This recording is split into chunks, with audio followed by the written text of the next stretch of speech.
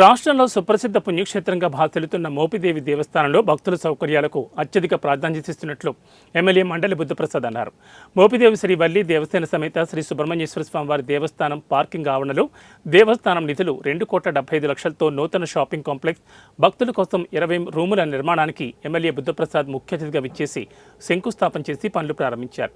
ఈ సందర్భంగా ఆయన మాట్లాడుతూ భక్తుల మనోభావాలకు అనుగుణంగా దేవస్థాన పరిపాలన జరగాల్సిన అవసరం ఉందన్నారు.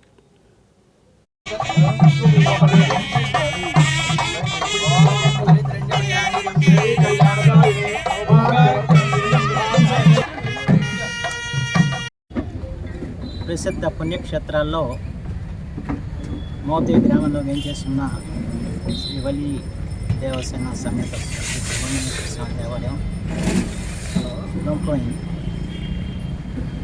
కొన్ని వందల సంవత్సరాల నుంచి కూడా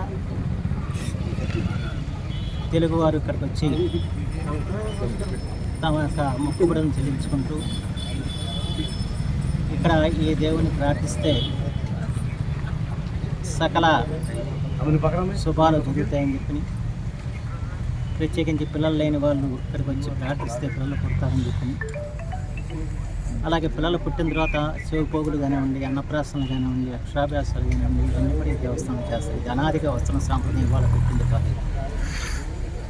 కానీ ఇటీవల కాలంలో ఈ దేవాలయ ప్రాశస్త్యం బాగా పెరగటం, వేలాది మంది భక్తులు ఇక్కడికి రావటం, సామాన్య భక్తులే కాకుండా సుప్రసిద్ధమైన వ్యక్తులు కూడా ఇక్కడికి వచ్చి పూజలు చేయటం, వారిలో న్యాయమూర్తులు కానివ్వండి, మంత్రులు కానివ్వండి, శాసనసభ్యులు కానివ్వండి, ఇతర రంగాల ప్రముఖులు కానివ్వండి, సినిమా రంగ ప్రముఖులు కానివ్వండి, పారిశ్రామికవేత్తలు కానివ్వండి, వీరందరూ దేవాలయానికి వచ్చి ఇక్కడ శ్రీ సుబ్రహ్మణ్యేశ్వర స్వామిని సందర్శించి వారి యొక్క కోరికలను ఇక్కడ వెనక్కి చేస్తూ ఉంటారు. అయితే ఇటీవల కాలంలో ఈ పెరిగిన భక్తుల సంఖ్యను దృష్టిలో పెట్టుకుని ఇక్కడ సౌకర్యాలు కూడా పెంచాల్సిన అవసరం ఉంది. దాంతో ఈ రోజున 2,75,00,000 రూపాయలతో ఇక్కడ ఒక 10 షాపింగ్ కాంప్లెక్స్ గాను 20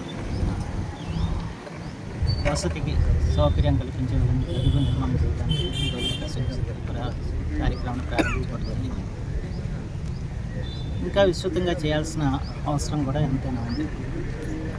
ఎందుకంటే ప్రస్తుతం వస్తున్న భక్తులకి కనీస సౌకర్యాలు కల్పించాల్సిన బాధ్యత వాళ్ళ దేవస్థానంతో ఉంది.